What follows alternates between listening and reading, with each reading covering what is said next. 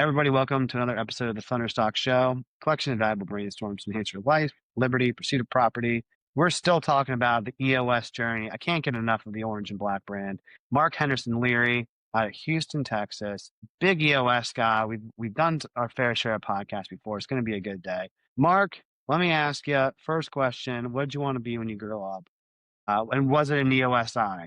I say that in jest. Yeah. Well, thanks for having me on the show first. First of all, Ross, I appreciate it. Obviously I've studied in the pre to be an EOSI, the elementary sort of early adoption program. It's the European model. You got to select early. No, I tell that story a lot in terms of how weirdly things turned out because I think there's a lot of comparison around goals and aspirations and not landing where you thought you were going to land. And I love to say that I had no comprehension. I don't think I knew anybody with comprehension that there was a job kind of like the job I have now, running a business that does what it does. So there's no way to have aspired to this. So, so obviously, and I say, I was going to make a joke about it, but maybe it's not that crazy. I wanted to be a rock and roll guitar hero and lead singer. So, my first concert was Ozzy Osbourne with Metallica opening up. Interestingly, that you answered that question, that I happen to have my Metallica commemorative Yeti from the show about a month or two ago. So that was ideally going to be me. I like being on stage. I like the getting the crowd going crazy. Pardon me. I like the applause. And so, how I found myself in small rooms with a small number of people trying to help them get what they want from their life. I'm not I can tell you how you got there, but it's definitely circuitous. Yeah, St. Anger and Mark Henderson Leary both have the same goal of optimizing human energy. Yeah.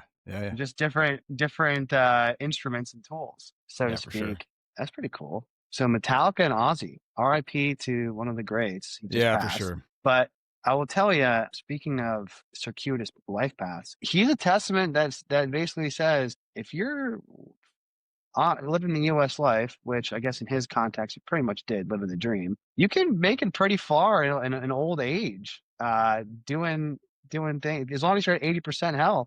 He had him. 80%. He wasn't 100, but with all the different substances he did. But I would say made impact, had fun, and testament to those rock and rollers. What about rock and roll specifically drew you to it as opposed to other kinds of music? Like why that genre? Yeah, well, there's a deep well there because I'm still unpacking it, and I think it has to do with feeling okay with that much energy, having frustrations, having desires, feeling out of control at times, and by out of control, I mean not in control of the situation. It wasn't like I was not a highly energetic kid, but it was like there were things that were going on that I didn't understand. Couldn't figure out how to make sense of school. Moved when I was 13, and wished I didn't, wanted to have control to not do that. And so for me, having those emotions and having this external aspiration to be contained, constrained, and mature, it was great to turn up loud music that just wide open lets that energy flow. And it was safe to do so. And so I still love that. I still, when I don't know what to do with my emotions, I'm in the car or at home, that's still the ultimate outlet. It's Pantera, it's Metallica, something like that at 11 out of 10 where I can feel it. And when that happens, it's really grounding for me. And it just feels like a real connection with my being. My pursuit, I guess, growing up was always sports. I was pushed to play football. I had an SEC football dad who was like, "You're going to the NFL," and that when you top out at 5'8", likely not going to happen. And so I got really into wrestling, and then later mixed martial arts and Brazilian jiu-jitsu. I had two quick stories on that. I had a coach who was a professional musician turned professional martial artist, like BJ, Brazilian Jiu-Jitsu coach for years and years. And we would just play the same Tool album every practice for months. Yeah. So it was cool, right? Because it was loud, and in the warehouse, it was kind of like we had crazy speakers. So then I just sort of like, guess now I love Tool and like know all their songs, at least on these albums. And one of my other friends was on a national championship, several teams, I think 3 times at Penn State. And one of the tricks that they would play, because those crowds would sell out every stadium, it's very popular in this area. And to get over the nerves of stage fright, they would play Empire State of Mind, the only song for 2 hours straight on repeat, Oh, which is wow. sort of like a torturous thing if you think about it. Or like whale songs, very loud, or like nature songs, like just crazy audio. And Really? they're like, Wow. hey, you need to build resilience in your brain. So I can totally relate to the effects of music and how it can help you in your professional career. What did you do when you started your career? What was your first step after school? Were you into music, or did you do corporate? What did that look like? Yeah. Also, I mean, I talk about Circuitous. That's where Circuitous really started. It started in high school in that I very distracted. Well, started before that. Started in second grade when I was very distractible, and there was sort of this ongoing wrestling match between me and school, being told I was smart and capable, and having a mom who was proud of me and talked about how smart I was, and then going to school and getting C's and D's, and not really understanding how to make sense of that, and had to not completing homework, things like that, essentially not staying focused. And you could probably make this guess that I was ADHD in some capacity, and there's actually even more to that, but we'll just label it that. It's the I- simplest way to do that. I'm gonna Yeah. I'm gonna do my best to not impulsively cut you off in the future. No, man, ADHD you're and in. gifted at the same time, first grade. 10 out of 10. I'm on the Yeah. same wavelength as you. Continue. Yeah, yeah. So I mean, it sent this really weird message of trying to figure out what was good and what was not, what was approval. So that to an extent, that's why I like the idea of being a performer, because that's applause, and that's very clear a sense of approval. When people go yay and they clap their hands at what you just did, it's like, I think I'm good. I'm like, I mean, synonymously, like I am validated and useful. So always trying to crave for that. So, get into high school, supposed to be doing homework, supposed to be getting good grades to get into college, whatever. Like none of that shit's happening. So, but I was practicing guitar a lot and for hours instead of doing homework. So I thought, well, apparently I can do that.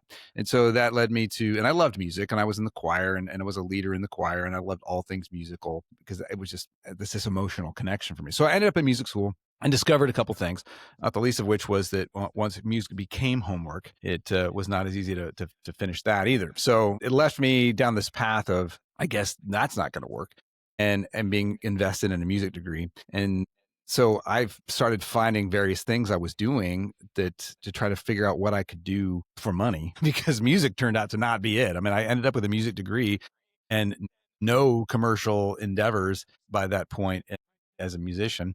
So I ended up pursuing wanting to be a chef because I had worked as a cook, and I got inspired by what it could be to be a restaurateur, which was sort of, I believed for a long time that I would have some kind of entrepreneurial thing, that I felt like maybe there was some problem with me in authority, or at least I couched it as me in authority, but I think it was me in organized, structured evaluation. It was like, I can't fit in. I'm the only one who thinks I'm really who understands myself as good at what I do. And so I'm going to have to create the rules for myself, is probably the simplest way to articulate that. And so, but I had no idea what that business would be. So maybe it's restaurant. So I did that idea for a while, wanted to be a chef, discovered how terrible that was, ended up getting exposed to computers, thought maybe that's what I'm going to do. I was obsessed with learning things about computers and wanted to become a programmer. So I went back to college to do that, to pursue my MBA. Didn't finish that either. Ended up getting distracted by the tech boom at that time. And so I ended up into IT, doing technical support and those kind of things, and just started entrepreneurially working my way through that. Ended up getting plugged into working with some other IT folks, some programmers, and I was kind of the IT guy for them, and ended up starting a company with them. Grew that very fast. Had some, that hit the tech bust as well. It flamed out to some extent, and then I started an IT services company. I became truly entrepreneurial. I just woke up one day, I guess this is my opportunity to do my own thing. Got into IT services, ran that for a decade, sold that, and then I was trying to figure out what my next path was. And I had become, and there's kind of the real essence of my story was when I ran that IT company. That 10-year journey was 3 years of growth and 7 years of stuck. And in that stuck, I was frustrated. I was trying, really, really frustrated, feeling like every year, this next year was the one we blow up and really get there, and just struggling and feeling not sure why people were on the same page with me.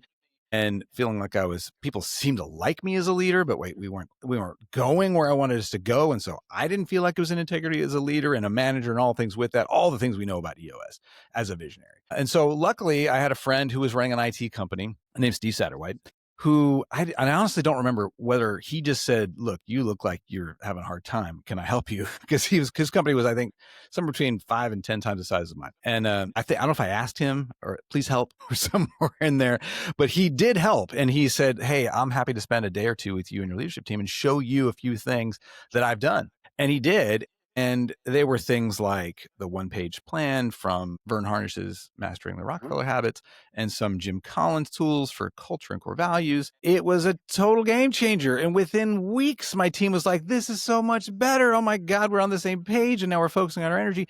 And it was a totally different world. And that is really the watershed moment that led me to selling that company, to doing different things to help grow the next company, the company that I was a part of. We tripled revenue in the next 3 years under sort of my facilitation of using these tools I had put together.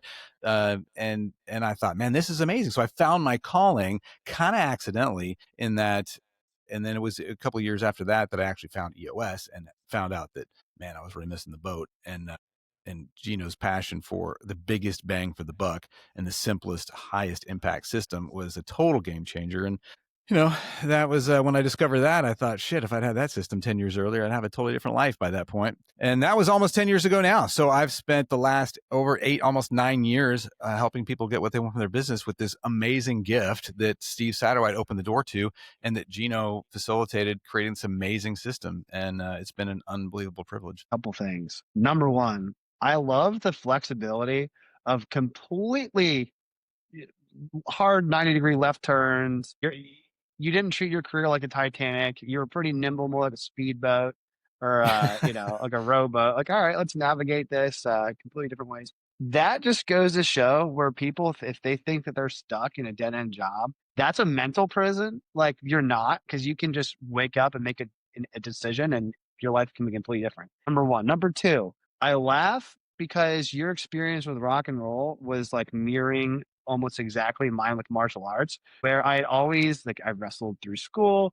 After work, I would train for a couple hours every day, and that was my hobby and my weekends. All my friends were into it. And then I had made the jump after reading some Gary Vaynerchuk and Conor McGregor at the time on his way up before his Wow. he flew too close to the sun when he started getting popular. His very first fight against Marcus Brimage, I was like, oh, I could do that. This guy's gonna be like, this guy is crazy. His very first UFC fight. So then I got into cage fighting and I sold the most tickets my first fight. It was awesome. Like you said, rejection sensitivity dysphoria, RSD with ADHD, very common thing. But also on the other end, really love the applause, really love being on stage and getting that positive feedback loop. I was like, I'm going to be a full-time cage fighter. We're going to make this work. Lost my next fight. And I realized this was the dumbest, 5-6 months decision ever. Not going full time. So can totally relate to the rock and roll. And then I also was introduced to EOS 7-8 years ago ish. I mean, you were introduced before, but you're doing it. I'll tell you, that was probably the moment where I was like, wow, I could have gone back 10 years. My life today would have been totally different had I known what I know now then. Yeah. It was the number one, because I was deciding going to get my MBA, and I probably would have done what you did, which was start, not finish, do something completely different had I done the MBA path. But the EOS path, there was a light bulb that went off and went, if you just get the right tools, you can solve different problems. Yeah. Well, I mean, for me, definitely getting exposed to the tools and then figuring out how to do something with them. I'm not the tool creator. I mean, I create a few tools here and there. I invent things for the problems, like to the level that Gino was obsessed for so long to create this whole system. Like I can't do that. So, just beyond grateful. Yeah, I'm happy to augment or come up with phrases. So one of the phrases we're talking about ENRG off camera, and one of the members that's been at each of the meetings as well. I said something about the accountability chart. I was like, hey, instead of trying to find a unicorn, most often you're going to find a donkey with a party hat on. So maybe you find a rhinoceros and a horse that are what they say they are, and your accountability chart just grows. And she was, what did you just say? And then she goes, And then in between months, she goes, I've told so many people and they all agree. It makes so much sense. Thanks. I stole that. I was like, all right, go for it. But I didn't create the accountability chart. I just had weird ways to Yeah. describe it. Yeah. So I love asking you this question because you've done such a diverse thing. And some people have gone from like, hardware IT to software, which is still kind of IT. It's different, but you've done completely different industries. Are there industries that you like more than others, or because of your diverse background, you're like, I'm truly agnostic? Because you've been doing EOSI for as long as you have, I'm sure you've seen all kinds of businesses.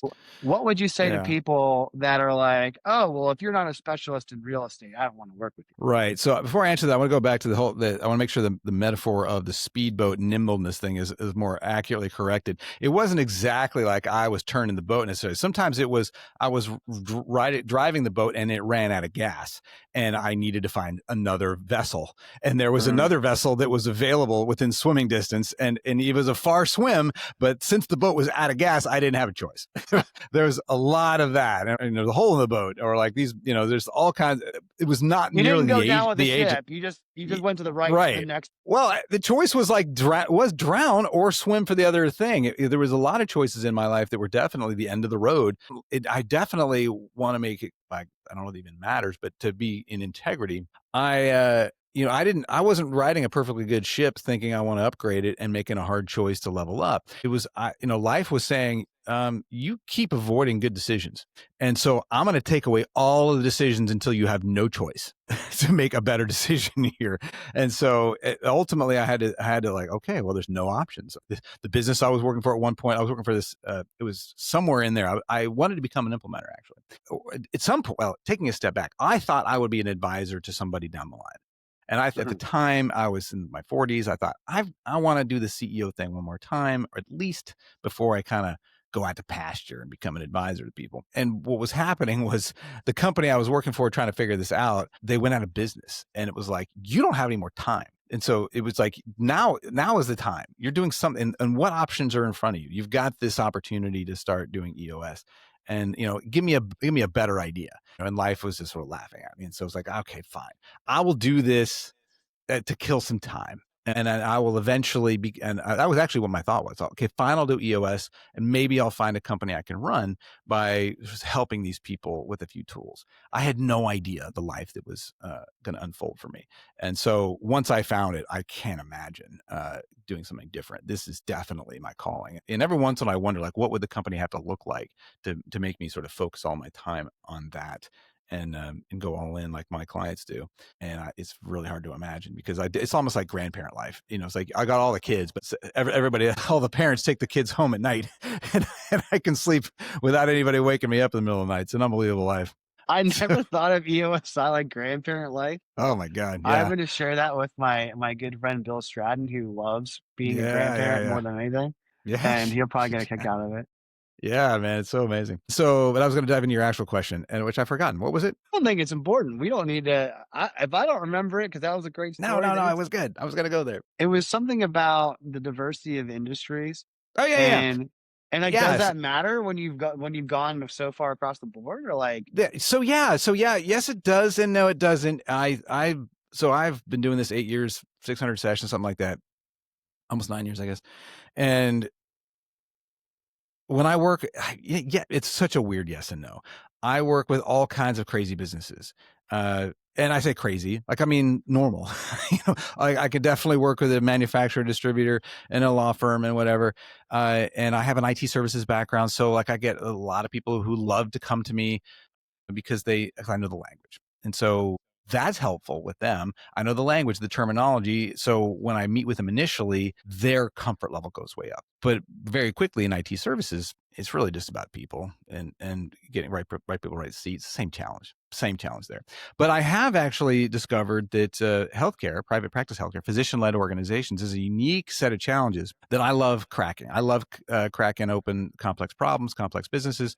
And I have a lot of passion for what the impact is for turning an unhealthy healthcare business practice into something that is healthy and high impact and delivers a tremendous amount of value to the patients, creates an amazing culture and gives that founder the life they deserve. Because all too often, all three of those are suffering in some way. And it's such a waste. And I love doing that. And I spend a lot of time getting in front of healthcare organizations. And I think what I can do for them is unique, because I know the specific challenges that, as somebody who doesn't understand healthcare, is going to sound a little tone deaf and isn't going to understand unique challenges there. But by the same token, when somebody comes and says, "Hey, we're an HVAC company, do you still work with somebody?" Hell yeah, man, I'd work with you. Like, I know how to nail this. This is going to be easy. And so it's really great. I had an experience where, back in my days of working with marketing agencies, I had a client that was an account manager, customer success for, that ran a dental practice. And he had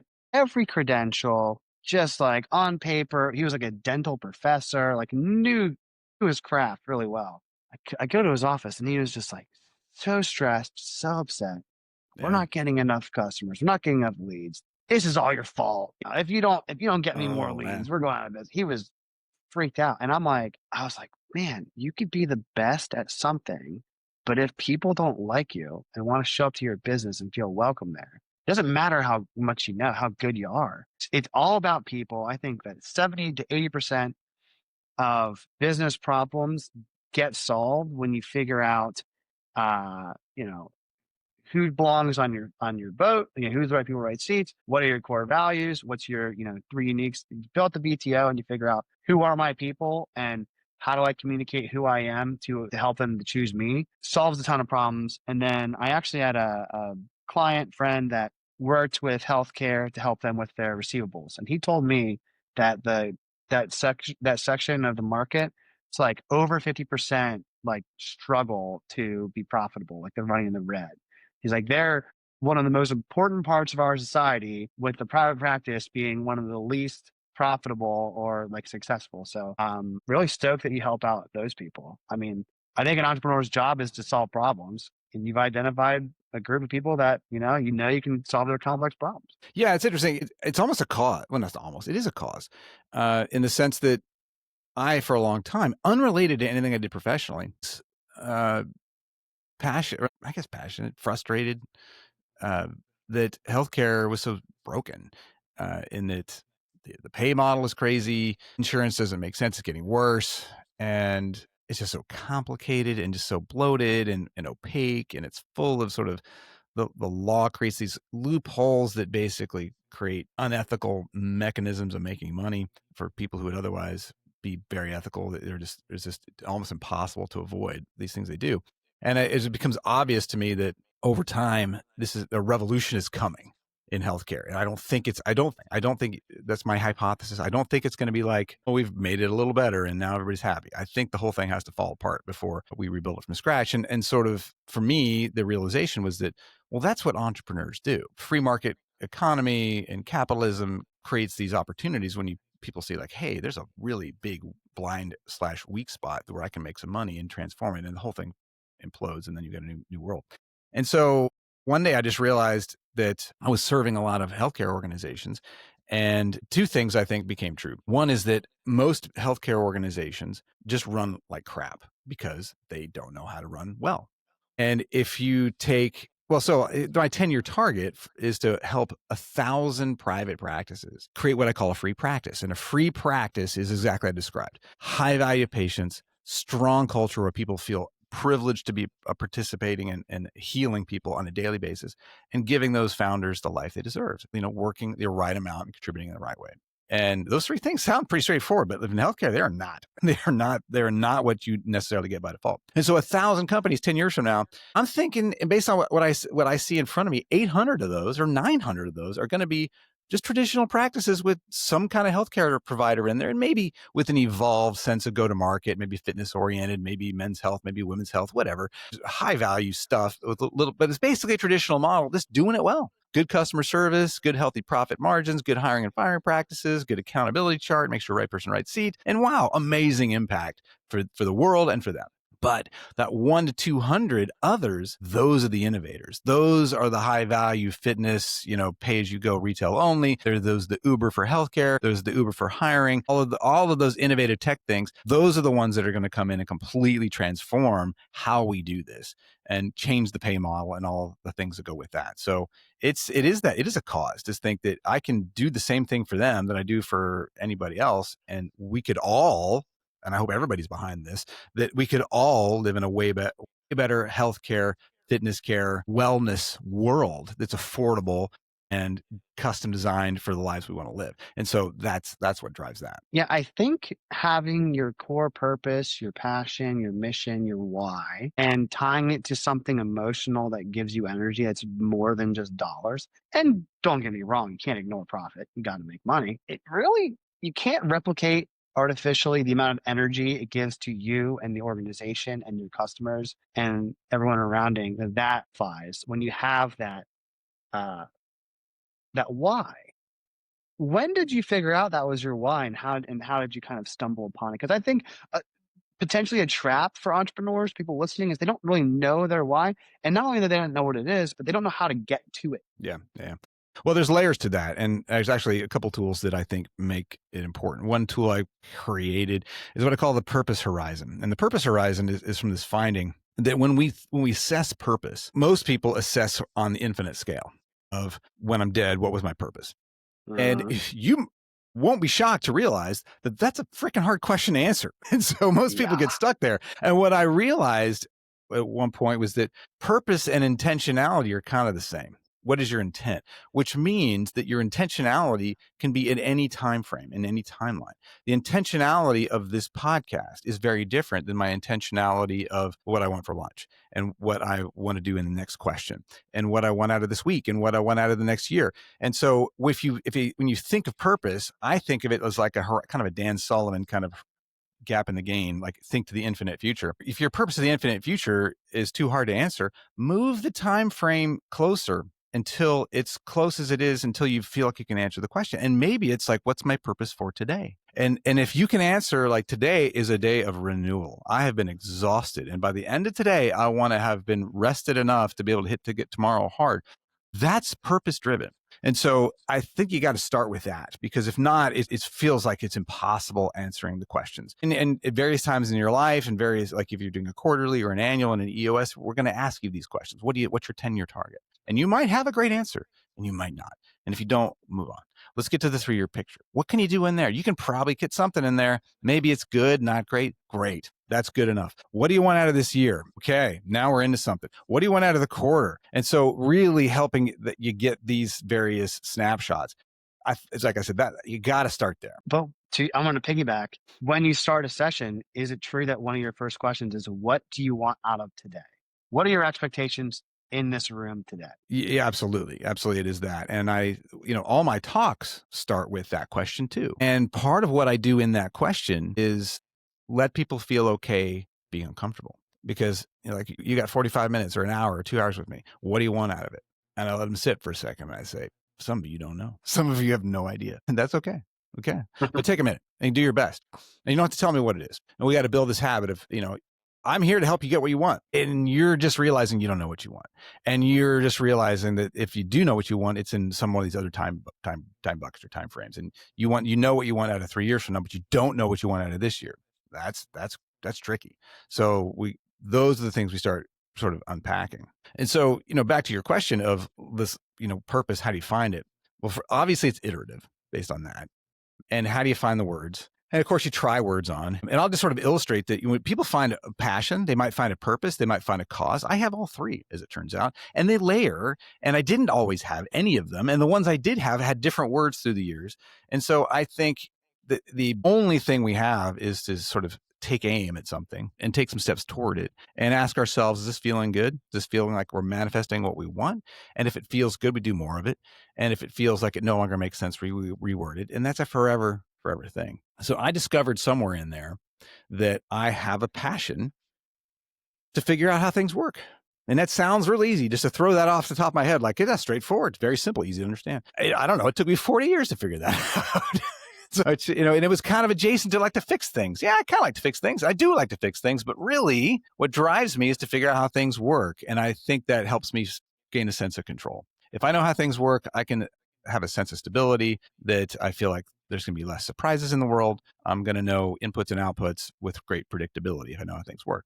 And so that was selfish. And to me, that's what a passion is. A passion is usually emotional. It's usually internal. It doesn't really care about what the rest of the world is doing. It's just, I have no choice. And then that was me. My passion was to figure out how things work. Strangely, not by asking questions, at least outwardly. I had to figure things out. I might read or research or do things like that. But I've learned through the years that you can ask people things. So that was something that took me a while to get good at. I had a colleague that was in sales leadership, and he would make a joke. He's like, "You want to know how we closed this deal? Do you want to know how we did this?" He's like, "It's crazy. It'll blow your mind. I just asked, and they said yes." It's like some people just are too afraid to ask, whether that's for anything, whether it's how do I fix my running toilet. Which, going back to your iteration, I think that to go back to that concept of human energy, I love defining words of, and I do this in my practice. It's like, how are you feeling towards this problem? Do you feel more depressed or anxious? And I say depression means you don't know what to do. You feel like there are no options. Anxious feels like there are too many options. You don't know which one to pick. And I feel like feeling empowered or, positive outlook on life is you know what options are on the table. You have a reasonable confidence interval of what will happen if I do X, Y, or Z. And you know what you're going to do. So you don't burn mental energy deciding or worrying about what to do, and you get to execute and be in the flow state. And it goes back to fixing a toilet, right? If you don't know how to do it and you don't know who to ask for help, you just hear a running toilet in the back of your brain haunting you.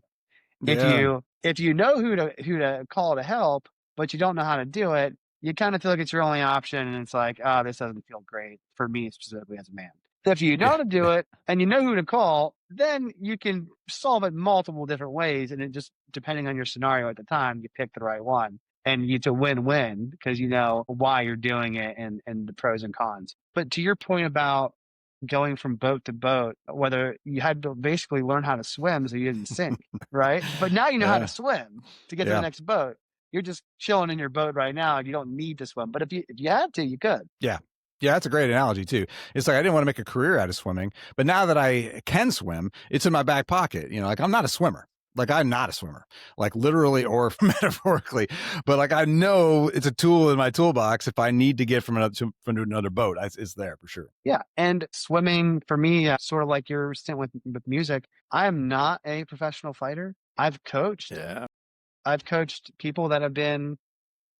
One of the guys that I coached is blowing up on the internet now. It's kind of pretty hilarious. He was Winged C. Shout out to him on YouTube. And coaching martial arts made my job as a fractional CMO and business owner way easier because I had so many practice reps of taking an unconscious competency and then trying to explain to somebody else so they can become consciously competent. It's like, well, I guess it starts with learning how to move, starts with this. Like, oh, you didn't know that? Oh, let me explain it to you. And then there's universal skills that I think make the EOSI's job, your job, applicable to all kinds of industries. And then you just get to pick, like, hey, I like to work with these people, but I can work with HVAC too. Yeah, for sure. To bring that into a question, oh, go ahead. I was like, kind of continuing on that purpose finding thing, and I guess I don't. When I share, or when people have shared with me in the past their purpose, it's almost annoying because, like, I don't have that. I don't have this word, so I feel like I want to make sure that people don't compare. If my crystallized sounding purposes and purposes and passion, purpose, and cause, hopefully there's some clarity of what the difference is and the iteration, because my passion evolved into what I found was my purpose. And I find that purpose is usually a little less internally driven. It's usually outwardly called. And it's sort of like you take a step back and you see, well, apparently there is a positive impact that I create that I can do better than a lot of other people, or at least seems to be worthy of making a difference. People want it from me. The world asks for that. And what I found my purpose by observing and feeling a sense of emotional connection when it happened was when all of that otherwise useless knowledge of how things worked to satisfy my need for safety would be very powerful when someone would ask me a question about something. And I would say, well, let me explain to you how this works. And Mm. now you can start putting proper inputs in and get the outputs you're expecting. And they go, oh my God, that unlocked it for me. Now I'm on my path to get what I want. So that is the wording. That is it. My purpose is to help people understand how things work so they can get what they want and what's most important to them. And so that's again 50 years into life before those words came so clear. And now the And cause. Go ahead. Go. no, I was just gonna say, 20 years ago, 30 years ago, your job was not to drown, right? You Right. weren't thinking in Right. those longer time horizons. I think to your point of being annoyed if people hear about they share their purpose if it's misinformed or whatnot. 12 years ago, 13 years ago, my purpose was not to be poor and live in my mom's basement, Yeah, that's right. right? Now my purpose is to try and help 100 small business owners achieve financial freedom. Means something to each of them. I'm hoping that in 15 years it's a different purpose. It should be iterated. The purpose of purpose is to evolve and grow over time. I think a fallacy is if someone's purpose is the same thing, unless they nailed it, the unicorn. And we'll give that caveat. Yeah. No, but It I should think that's great. evolve. It's a great tie back to the purpose horizon tool and where I try to find and get people comfortable with exactly that. You're not going to nail all the time horizons. You're not going to and nail the infinite purpose horizon, maybe ever. And so if you're in this purpose conversation, move the time frame around. To your point, like, the purpose, and I think this is the implied part. The purpose 12 years ago was to not be poor. Well, the purpose of the efforts for the week, the month, maybe the year, and as Jordan Peterson likes to say, it's hard to think about your future when there's an alligator clamped to your leg. Mm, mhm. It's inappropriate to think about like self-actualization when you're existentially not sure what's going on. You're going through a terrible divorce. There's an economic event. There's something your house just burned down. That's okay. To think intentionality on whatever terms makes sense at that time. And I think that's the biggest freeing thing. Don't compare your sense of intentionality and purpose to other people's time frames that are inappropriately compared to yours. I think that's the big unlock. And that helps me put words to that. So I appreciate you saying it like that. Yeah, it reminds me of in the marketing world, Gary Vaynerchuk is founder, co-owner of VaynerMedia, which is a major, major um, agency. But when he was 35, he either was still working at his parents' liquor store stocking shelves, or he was starting the marketing agency in his friend's conference room because it was free rent and he didn't have any Yeah. money for a spot. And it's like, don't compare where people are at the end of the process. Yeah. Like, if you don't know the whole story, and which is why I like hearing stories from people like you, Mark, and others, so that we can get the full picture. It's like, don't judge a book not only by the cover, right? But by the ending, like you have to read it one page at a time because there's a lot of important context that develops in the plot of everyone's lives. I love the quote that you'll be surprised what you can accomplish in 10 years and disappointed what you can accomplish in one. And I Yeah. know that's been true for me. Yeah. So I'm going to segue into one of my favorite parts of the show, which is leave a question, ask a question. And this one is deeply philosophical, and I feel like it's finely tuned for you. We'll see. Very open ended. Slightly What would intimidated. you do if you could? Chris Barnes, what would you do if you could? Oh man, that is very open. It kind of ties me into I think one of my questions are going to be behind. As I've gotten older, I've gotten away from sort of achievement thinking and possession thinking, and it's especially when I've done work around visualizing the future. I've so what visualize 3 years from now, 10 years from now. Historically, we all do the same thing. We tell the story of the house, the cars, the lawn, whatever. It's very visual. It's very stuff oriented. And I started finding myself not seeing as many things because I've had things that I was like, I don't need that thing anymore. And so what was left over when the thing was gone? I've had that house. And I'm like, now that I don't know that I want that house the same way, what remains? And it's feelings around connection and it's and growth and people and it's so much. It's a spiritual desire to be in integrity and around people who appreciate me and who I appreciate in that growth and that journey. And essentially, and this gets deep fast and a little woo woo. The sense of love to me that's so critical and important. And that might be a whole other show if we want to do that another time. But I think it boils down to my big recent epiphany that the greater good, well, taking a step back, the greater good is this phrase that we use in EOS in a very simple way that I think most people in EOS kind of, I don't throw it away, but we talk about it and move along. It's in this tool called LMA, Leadership Management and Accountability. We're checking in on 5 practices of being a leader and the 5 practices of being a great manager. We're trying to simplify this whole concept. But in the leadership capacity, there's this one question we ask, and it is, am I acting with the greater good in mind? And like 99 out of 100 times, I say, this is about acting with the VTO in mind, doing the things in the VTO, your words, your thoughts, your deeds, your actions. Are you really acting with a greater good in mind? And 99% of the time people say, yeah, I absolutely am. But in the last couple of years, I've realized I can ask this question. I said, really? Oh, there's nobody on your team who could do better, and you're not calling them out. There's nobody you've given 14 chances to who really should have been fired after 3. There's no low standard of excellence for yourself, for timeliness, for things in the organization that are completely inconsistent with the core values and the vision of this organization, who you want to be. And I'll tell you what, those people's eyes go right down the table. All right, no, I'm not there. And that's been me. And I have been a consistent short-term conflict avoider in distinct lack of integrity with what I know the greater good to be.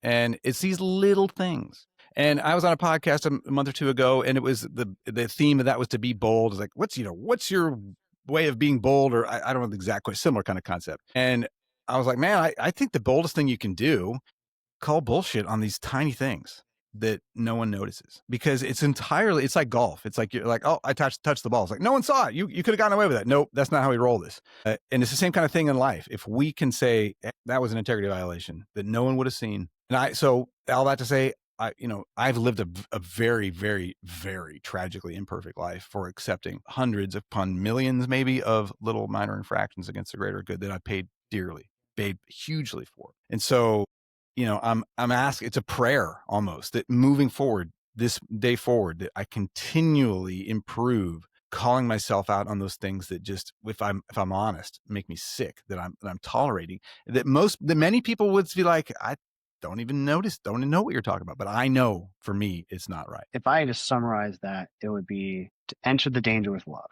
every time. Not sometimes. Yeah.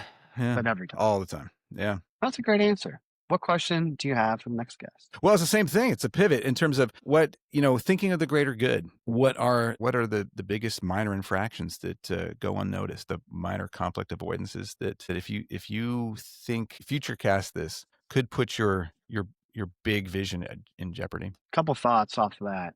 Not going to go super deep, but uncommunicated expectations lead to unmet desires, lead to friction in relationships. So if you don't communicate what you expect from other people, you're assuming that somebody knows what would make them happy, or what the greater good is in their mind, or whatever the vision would be. So I think for me, it's just figuring out a way to not come across as mean or damaging, but to communicate the infraction, like police the greater good, with like empathy and with dignity and respect in mind always, and not be too conflict friendly and hurt them, but also not let people off the hook without having the message communicated. Man, that would be a superpower in and of itself every time. Well, for sure. And I think I have this rule I call the law of polarity. And the law of polarity is that if there's something you're doing or you're trying to do, be more present, be more direct, then there is a pull to that. And there's indirect is a value. Is, you think of like black is a great color. We got to put more black in the world. And everybody's like, yeah, black is what we're doing. It's like, white is a thing, and white's good too. So every time we do something, so like what you're saying about communicating with compassion, I think that there's the law of polarity says, well, what's the opposite of that? And I'm the opposite. I will avoid the clarity because I don't want to hurt. And I think that you just got to me, I try to counsel people like as gentle as you can, but if it's not perfect, imperfect is better than not done. Apologize if you have to, but protect what matters most. understand the integrity rule. And if you offended somebody, maybe your version of loving is not the same as the recipient's, and that may or may not be something you can control for.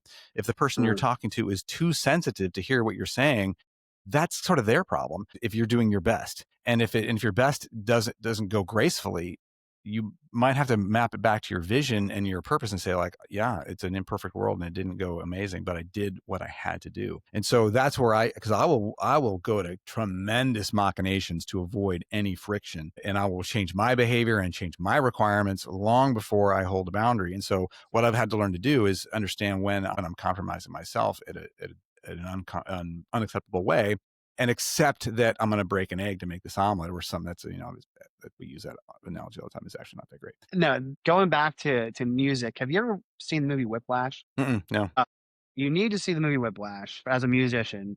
Please, that's the only request I have of you and of the audience. My only request is to share this conversation if you found value.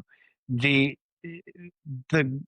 philosophical dilemma Whiplash addresses is, it's like a high-end orchestra or music conductor, and he's trying to push this drummer to be the best that he can be, and he is brutal, like not at all empathetic, like the opposite of empathetic. And the drummer becomes the best, and in so finally gets the approval of the person after this like major crashing conflict. And I don't mean to spoil it, but it's just the theme. But it's like, how do you get the high level of excellence and that high degree of trust and that high degree without conflict? It's almost like you need conflict Yeah. in a way in order to get to the end result, and in which case everyone's better off for it. So I'm with you. I think swallowing the frog, doing the hard thing, having that hard conversation, doesn't get easier, but it does get more important. So Yeah. Yeah, I think that's exactly right. I think, we could go down this deep well.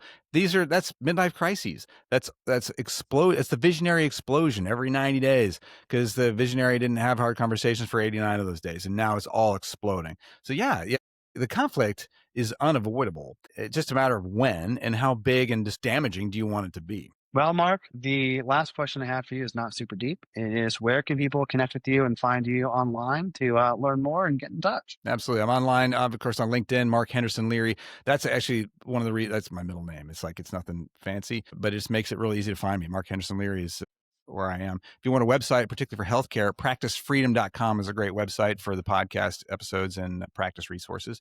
Those are the easiest ways. Awesome. Thank you for your time, Mark. Thank you, everyone, for listening. My only ask of everyone is to go out and, enter the danger with love. Thanks, guys. Till next time.